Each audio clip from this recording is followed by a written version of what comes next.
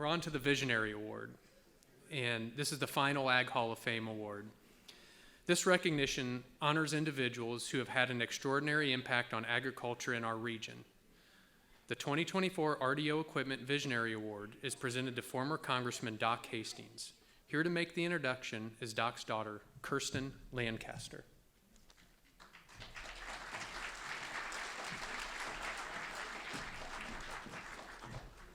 Good evening, everyone. My name is Kirsten Lancaster. I am the daughter of Doc and Claire Hastings. I believe my dad deserves the Visionary Award because of the work he did while serving in both the Washington State Legislature and in the U.S. Congress. I was fortunate enough to work with him on 2 of his congressional campaigns, the first in 1992 and the second in 1994. I remember him talking about the Endangered Species Act and the negative effect it was having on the agricultural community. And I also remember his concern about the movement towards the removal of the lower Snake River dams. In 1995, these issues became more personal to me as I married a farmer. We live in Sela. We grow apples, cherries, and pears. And we also grew 4 kids who are now out of the house. And I have to say the farming lifestyle is a nice way to raise a family. I have also learned that farming is not a simple formula. There are many business decisions and potential problems that occur each year. And in areas such as pesticide use, labor, and irrigation. The one area we don't get to decide, though, is the weather, which I have learned over and over again, and I'm sure we can all relate. But all of these decisions are made under the umbrella of state and federal regulation. So from this, I have grown to appreciate even more how important it is to have somebody representing us who understands that we are best qualified to make our decisions. He does not believe in the heavy hand of regulation, but instead has confidence and the humility to believe that we make the best decisions for ourselves. So that is why I am happy to see my dad and our former congressman receive the Visionary Award. Thank you.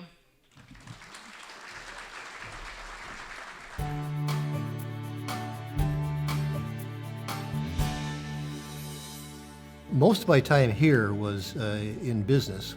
My dad started a paper and janitorial supply business in 1947, and my job in the business was a traveling salesman, if you will. And our sales territory was generally the Tri-City area. We went down to Hermiston in Oregon and up to Othello and Connell. I associated myself with businesses that supported agriculture, and by osmosis you learn a little bit by going through that. I worked there until I got elected to Congress in 1994. We dealt with a lot of issues that affected us. Now, one of the issues, not directly but indirectly, was the issues on the dams on the lower Snake River.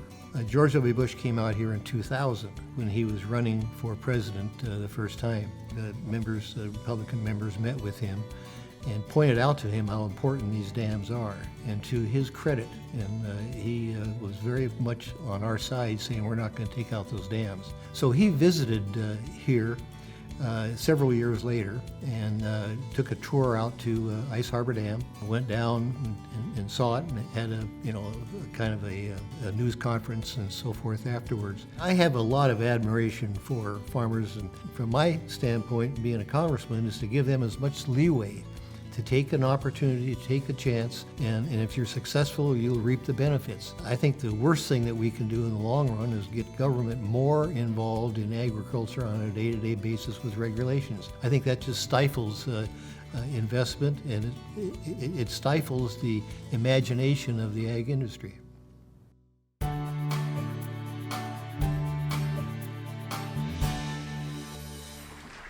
Here to present the 2024 RDO Equipment Pioneer Award is Jared Bailey. On behalf of RDO, we're proud to sponsor this, the Visionary Award, and congratulations to Doc Hastings.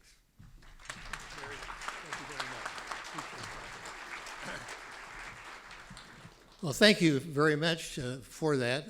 As a matter of fact, when I was advised that I was going to get this award, I thought back into my history here of serving and working in the Tri-Cities, but particularly the Pasco Chamber of Commerce. And the reason I say it, if you'll bear with me for a moment, I first got elected to the legislature in 1978. That's a few years ago. For who was born after 1978? Okay, then you don't remember that campaign, that's for sure then. But I was the president of the Pasco Chamber at that time. And I felt it was probably the right thing to do was to resign my presidency if I was going to seek elective office. And so I did that. So I only served about 3/4 of a term. Well, the ensuing Sunshine Ball, as we used to have in the evening there years ago, they presented me with the plaque of a 3/4 presidency. And it was a plaque that had the jagged part there. It had a plaque with only 3/4 that presented to me. So that was, probably the first award that I got. And now at my age, this might be the last. So it's a kind of a bookend situation here, and I'm very, very appreciative of that. And I'm very appreciative of my daughter making the introduction. Ours has been a family affair, not only in my business, but in my political life. As she mentioned, she served on my first 2 campaigns, and for you that might remember, the individual that I lost to the first time was Jay Inslee. The guy I beat the second time was Jay Inslee. So, in fact, let me tell you a little story about that. I'll get off on a tangent here. It was about 10 years ago now that I announced that I wasn't going to run for office again. And in every February during the president's break, we would come back home. Congress was in session, and I'd always go to the legislature and meet with the various officials over there, legislator, the governor, and so forth, just to talk about affairs of Washington State. So I made my announcement that I wasn't going to run before my trip to Olympia.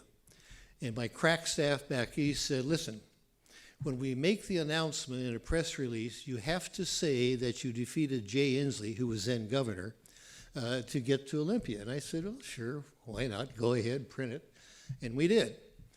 So we arranged for the meeting with, as I normally met with the legislature and with the governor. Every governor, by the way, when I was in office, always met with me. And that was the same with Jay Inslee.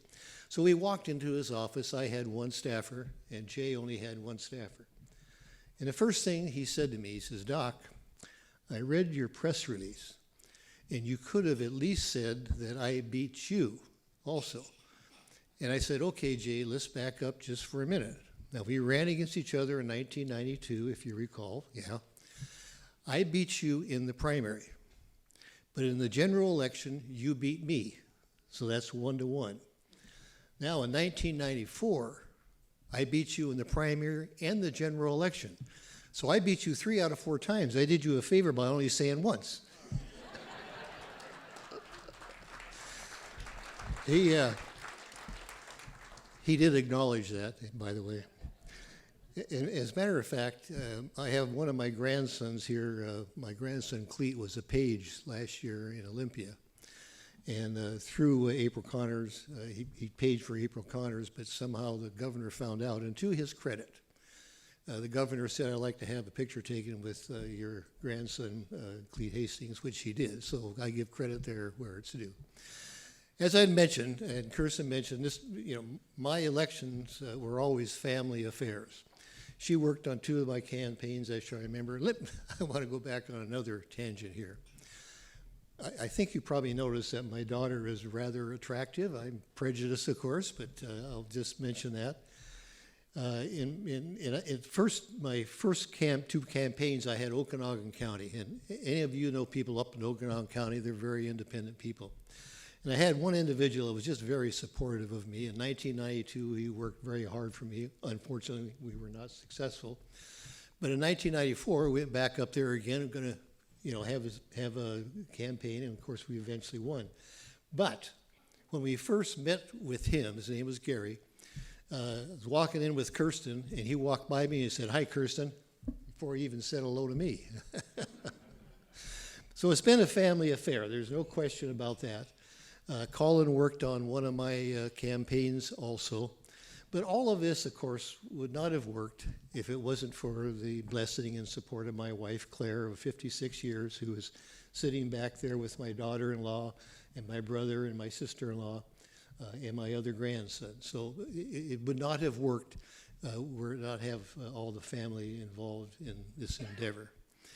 Now, let me mention just something, because we alluded to this in the video there about the dams, and I get asked a lot about that. Let me be very blunt. I think this is one of the silliest things that is happening in American politics today. But we have to be aware that in a free country where people have free ideas, even dumb ideas like that, they have the freedom to express those ideas. When I was first elected, there wasn't much talk about taking out the dams. If there was, it didn't raise to a very high level. It started raising to a high level, however, in the late 90s, when a environmental left, and that's my definition of the other side, environmental left, when they ran a half-page or a quarter-page ad in the New York Times that said, "We ought to save the lower Snake River dams." Now, who in the hell in New York City cares about the Snake River dams? The only people that care about that are the people that are trying to raise money in order to affect their policy. So I suspect there was probably a fundraising letter that went out a week later in New York City saying, "We got to save the Snake River dams, and here's the proof." And they show the ad that they paid for. And ever since then, this has been going on and on and on. And every year that this comes up, in fact, every month that it comes up when you think about it, the people that are in favor of keeping the Snake River dams make all the arguments that are as valid as they could be. And the environmental left never acknowledges it. They just pass it over.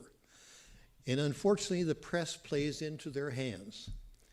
Because to take out those dams would be the dumbest thing in the world because of the sheer power that those dams preside. But this to tell you how the environmental left works. There was a recent settlement that hasn't been put in place, but it's in the works of being put in place, where they're now going to say that in order to replace the power, we're going to do it with intermittent power. Isn't that nice? I mean, this is what you're dealing with. And you wonder how in a free country like this, you could have these ideas that are never challenged by responsible people other than the people that are totally affected. Imagine just for a moment if somebody had never heard of this issue and they were coming down and they saw a map of Washington State, and it shows where the Tri-Cities are, and it shows where the Snake River runs into the Columbia River and where the Columbia River runs out to the ocean. And somebody would say, "Gosh, there's a big debate about taking out these dams of a tributary of the Columbia River because there's 4 dams there."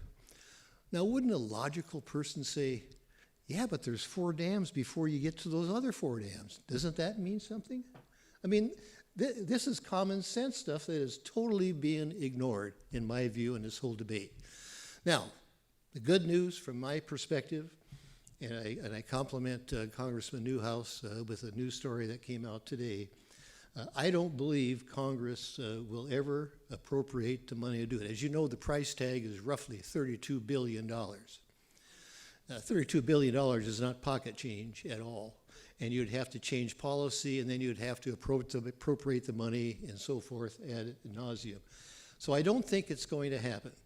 I don't think it's going to happen, I shouldn't say it this way. I don't think it's going to happen in my lifetime, and I hope it's not going to happen in your lifetime.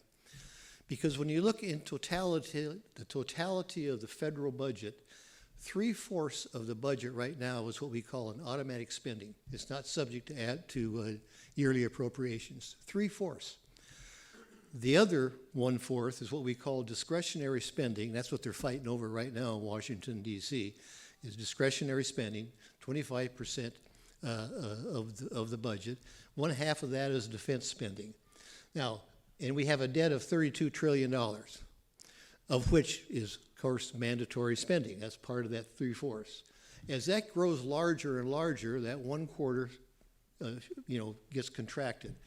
That's why you'll never get $32 billion in order to fund something like that, in my view, as I speak to you today.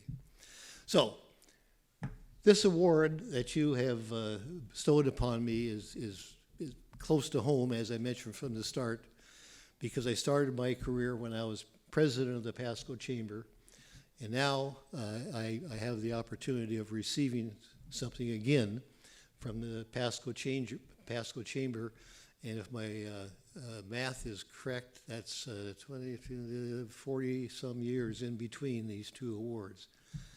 So it's my pleasure, honestly, to be able to accept this award, and thank you all.